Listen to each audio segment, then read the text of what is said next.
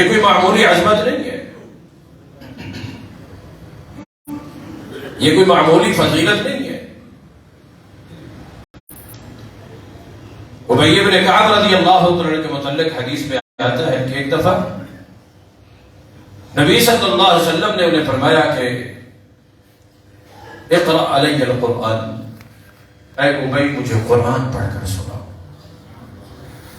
الفاظ تھوڑے بہت مختلف بھی ہیں،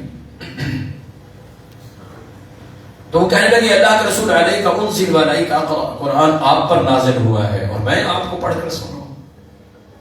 آپ پر نازل ہوا، آپ کو پڑھ کر سناتے ہی تھے نا، یعلمہم الکتاب والحکمہ، آپ ان کو سناتے تھے، ان کی تعلیم دیتے تھے، ان کی آپ پر نازل ہوا اور میں آپ کو پڑھ کر سناؤں۔ ایک روایت میں یوں بھی آتا ہے کہ آپ نے فرمایا کہ انا احب ان اسمع من غیری، میرا دل چاہتا ہے میں اپنے علاوہ کسی اور سے بھی تو سنوں، میں روز پڑھتا ہوں تم سنتے ہو، میں بھی تو دیکھوں کہ تم کیسے پڑھتے۔ اور ایک روایت میں یہ لفظ ہے کہ ھذا امرنی ربی، اے ابی میں اس لیے تمہیں کہہ رہا ہوں کہ تم مجھے قرآن پڑھ کر سناؤ، اس لیے کہ میرے رب نے مجھے حکم دیا ہے کہ تیرا قرآن سنو، تیرا قرآن سنو۔ ابی بن کعب رضی اللہ تعالی عنہ کہنے لگے کہ وقد سمانی ربی، میرے رب نے میرا نام لے کر، میرے رب نے میرا نام لے کر فرمایا ہے۔ نبی فرماتے ہیں صلی اللہ علیہ وسلم ہاں اللہ نے تیرا نام لے کر، اور رونے لگ گئے کہ سمانی ربی، میرے رب نے میرا نام لے لیا۔ آج یہاں کوئی ایم این اے، ایم پی اے، وزیر، مشیر، صدر، وزیر اعلیٰ، وزیر اعظم اپنی محفل میں کسی کا نام لے لے تو وہ ہم سے سنبھالا نہیں جاتا۔ اور کتنے خوش قسمت اور خوش نصیب ہیں آپ کہ یہاں اللہ کے گھر میں جمع ہیں اور اللہ میرا اور آپ کا نام آسمان و عرش کے اوپر لے رہا ہے۔ وقت سمانی ربی، ہمارا رب ہمارا نام لے رہا ہے، کتنی بڑی سعادت۔ پھر اس دور میں آج ہم ان جیسی محفلوں کو چھوڑ کر، مجلسوں کو چھوڑ کر، گناہوں کی محفلوں میں، مجلسوں میں دوستوں کے ساتھ گپ شپ لگتی رہتی ہے، گھنٹوں کے گھنٹے گزر جاتے ہیں، اور ان محفلوں میں کسی کا گناہ ہوتا ہے، کسی کی غیبت ہوتی ہے، کسی کا شکوہ ہوتا ہے، کسی کی عزت پہ حرف درازی ہوتی ہے، سیاست پہ تبصرے ہوتے ہیں، فلاں چور ہے، فلاں ڈاکو ہے، فلاں کرپٹ ہے، فلاں یوں ہے، فلاں وہ ہے۔ یہی ہماری محفلیں، یہی ہماری مجلسیں، آنے جانے والوں کے اوپر پھبتیاں اور مختلف قسم کے ایسے تبصرے جن کی شریعت اجازت نہیں دیتی، وہ محفلوں اور مجلسیں جو ہماری گناہوں سے بھرپور ہوتی ہیں، اللہ ہم سب کو ان محفلوں اور مجلسوں سے محفوظ فرمائے۔ ضروری نہیں کہ محفل اور مجلس کے لیے بہت سے لوگ اکٹھے ہوں، بہت سے لوگ محفل اور مجلس کے لیے اکٹھے ہوں، کوئی ضروری بولو توجہ میری طرف ہے۔ آج کل تو مجلس کے لیے بندہ اکیلا بھی ہو اور مگر ساتھ اس کے موبائل بھی ہو تو یہ ایک ایسی محفل اور مجلس ہے کہ یہ بندہ اکیلا نہیں ہے، یہ ساتھ اس کے اندر جتنے لوگ رابطے میں ہیں، کانٹیکٹ میں ہیں، جن کے ساتھ بھی ہمارا تھوڑا سا ٹچ بھی ہو جاتا ہے نا، وہ بھی ہماری محفل اور مجلس میں شامل اور شریک ہیں۔ یا اس کے اندر جو محفل، جو مجلس ہو رہی ہے وہ گانے کی ہے، بجانے کی ہے، برائی کی ہے، بے حیائی کی ہے، جب ہم اس کو کھول کر یوں دیکھنا شروع کر دیتے ہیں تو ہم اس محفل میں داخل اور شامل ہو چکے ہوتے ہیں۔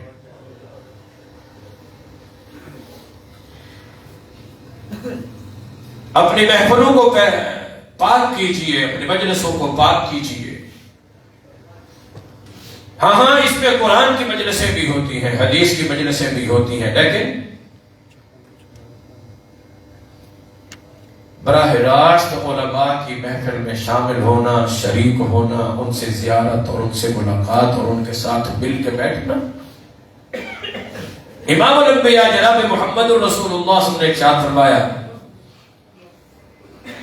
کہ سبعۃ یظلھم اللہ تحت ظلہ یوم لا ظل الا، جب قیامت کے دن سوائے اللہ کے سائے کے کوئی سایہ نہیں ہوگا، 7 خوش نصیب انسان ہوں گے جنہیں اللہ اپنا سایہ عطا کرے گا. دعا کریں اللہ ہم سب خوش نصیبوں کو بھی ان میں شامل فرما. ان خوش نصیبوں میں سے کون؟ کہ رجلان تحابا فی اللہ اجتمعا علیہ وتفرقا. وہ دو مومن، وہ دو مسلمان، وہ جو موحد آپس میں ایک دوسرے کے ساتھ محبت کرتے ہیں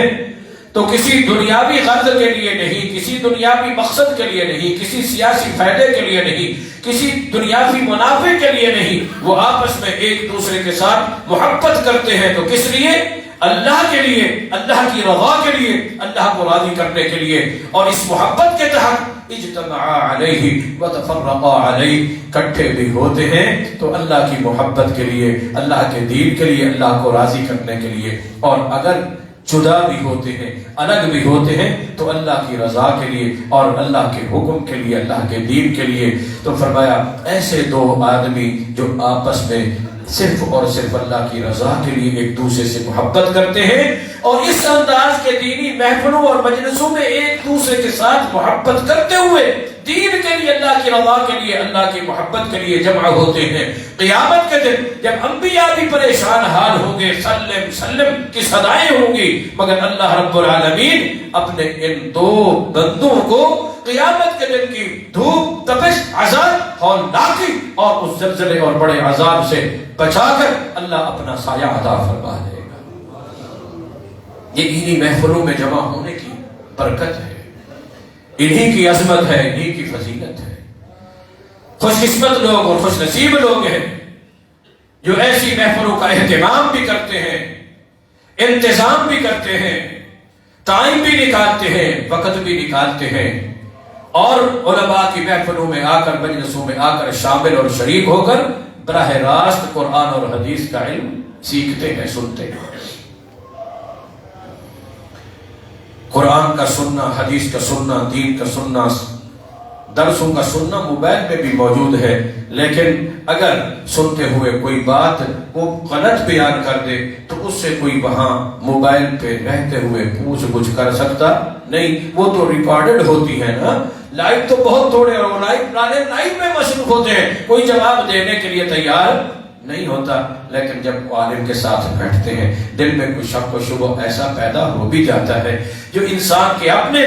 زندگی کے اندر، اس کے زندگی کے کسی معاملے میں اس کے کام آ سکتا ہے، اس کی اصلاح ہو سکتی ہے، اس کی تربیت کے لیے وہ لازم اور ضروری ہوتا ہے، تو وہ اپنے علماء کے ساتھ مل بیٹھ کے اپنی اس اصلاح اور تربیت کے لیے کچھ نہ کچھ پوچھ بھی لیتا ہے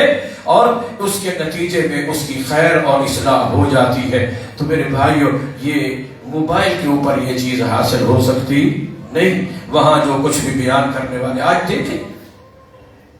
ہم میں سے ہر بندہ الحمدللہ مومن ہے، مسلمان ہے، دین کی سمجھ بوجھ بھی ہے، لیکن قرآن اور حدیث کا اتنا علم نہیں ہے کہ ہم بیان کرنے والے کے بیان میں ہم کچھ فرق کر سکیں کہ یہ قرآن حدیث کے مطابق بعین ہی بالکل 100% صحیح بیان کر رہا ہے یا قرآن اور حدیث صحیح بخاری اور مسلم کے حوالے دے کر ادھوری پدھوری اور الٹی سلٹی باتیں کر کے آپ احباب کو کسی فتنے میں مبتلا کر رہا ہے. آپ کو میں سے عام جو طبقہ ہے اس کو تو پتہ نہیں چل سکتا. ہاں اگر عالم کی محفل میں بیٹھے ہوں، مجلس میں بیٹھے ہوں براہ راست، تو اس مسئلے کا حل نکل سکتا ہے. یہ اکٹھے ہونا اللہ کی رضا کے لیے، اللہ کے دین کے لیے، پھر علماء سے محبت، دین سے محبت، قرآن سے محبت اور نبی صلی اللہ علیہ وسلم کی سنت سے محبت، نبی کی ذات سے محبت، نبی کی ادا سے محبت، نبی کے اصحاب سے محبت، نبی کے اہل بیت سے محبت. ہر ایک وہ چیز جو نبی کے ساتھ جڑتی چلی جائے گی، جس کی بھی نسبت نبی صلی اللہ علیہ وسلم سے ملتی چلی جائے گی، ہر اس چیز کی محبت اپنے دل کے اندر بٹھا لینا، سجا لینا، یہ ایمان کا حصہ ہے.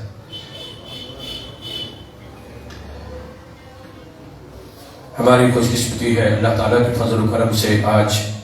عالم اسلام کے عظیم مفکر اور الحمدللہ صاحب التحقیق عالم دین، اللہ کا یہ شعر الحمدللہ آپ میں سے اکثر بھائیوں ساتھیوں نے دیکھا ہوگا ٹی وی کے اوپر، مختلف چینلوں کے اوپر،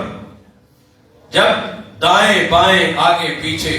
मुख्तलिफ किस्म के बिदअती उलमा अपने गुमराहाना अकीदों की बात करते हैं तो अल्लाह का यह शेर अकेला उस पूरे मजमे में अल्लाह की खालिस तौहीद और नबी की सच्ची सुन्नत की आवाज को बुलंद करता है। दुआ करें अल्लाह रब्बुल आलमीन मोहतरम कारी साहब की जिंदगी में, इल्म में, अमल में बरकतें अता फरमाए, ईमान वाली, सेहत वाली, तकवा वाली, अमल सालिह वाली और कबूल आमाल सालिह वाली लंबी जिंदगी अता फरमाए। अहलो अयाल के ऊपर भी इनके अल्लाह ताला खैर व बरकतें नाज़िल फरमाए। दिन रात के लंबे सफ़र बड़े, पिछला मुसलसल पूरा हफ्ता जो है वो सियालकोट, लाहौर और इस तरह गुजरांवाला मुख्तलिफ इलाकों के अंदर जुमा रात को गए, कराची जुमा पढ़ाया, फिर हफ्ते वाले दिन से अल्हम्दुलिल्लाह सफ़र ही सफ़र। अल्लाह ताला से दुआ है अल्लाह तबारक व तआला शेख साहब की इन जुहूद को, मेहनतों को, कोशिशों को कबूल फरमाए।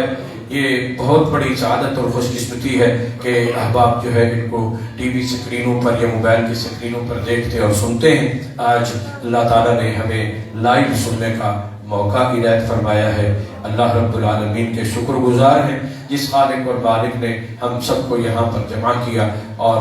दुआ है कि अल्लाह रब्बुल आलमीन इनके बयान से हम सबको सही कमा हक को फ़ायदा उठाने की तौफीक अता फरमाए। सुने, समझें और अमल करें, दुनिया में भी कामयाबी और आखिरत में भी कामयाबी। और अल्लाह की जो नबी सल्लल्लाहु अलैहि वसल्लम ने हदीस बयान की उसमें जो अल्लाह ताला की तरफ से बशारतें हैं, खुशखबरियाँ हैं, अल्लाह के रसूल सल्लल्लाहु अलैहि वसल्लम के सच्चे वादे हैं, मग़फ़िरत के, बख्शिश के, अल्लाह हम सबको नसीब फरमा दे। और सुनना भी बाइस सआदत है, महफिलों में शामिल होना भी बाइस असबत है, लेकिन हकीकी असबत तो तब मिलती है जब ऐसी महफिलों में शामिल होकर हम अपने उलमा के कुरान और सुन्नत से मुनव्वर नूरानी बयानात को सुनकर, जो कुरान और हदीस के फूलों से, कलियों से चुन चुन के गुलदस्ते इन्होंने हमें थमाए होते हैं। हकीकी कामयाबी तब है जब हम उन पर अमल करेंगे। अल्लाह हम सबको अमल की तौफीक अता फरमाए। सुब्हानक अल्लाहुम्मा व बिहम्दिक, अशहदु अन ला इलाहा इल्ला अंत, अस्तगफिरुका व अतूबु इलैक। जज़ाकुमुल्लाहु खैर।